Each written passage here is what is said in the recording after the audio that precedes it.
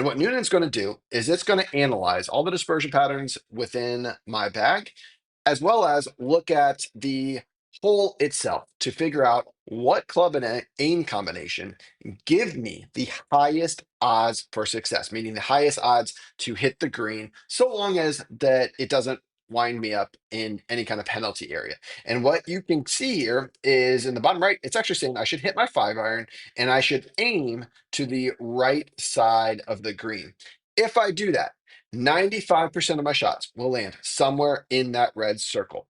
And you can kind of see there, the majority of it overlaps with the green. However, there's a little bit that goes into the rough. So I can see my odds to hit the green are 84%, while my odds to hit the rough are 15.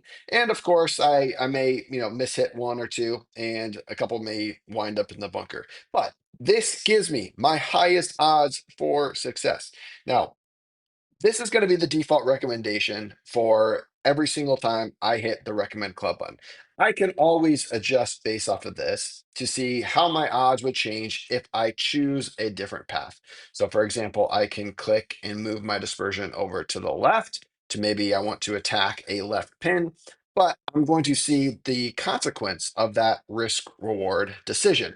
And it has taken my shot odds from the 80% down to under 70%. So I have to weigh out whether or not I think that's worth the risk. The other interesting thing here is you can see when it made its initial recommendations, finding the dispersion that fits best with the green itself. I typically would have thought that a 6 iron would have been the best option because that typically goes right around 200 yards for me.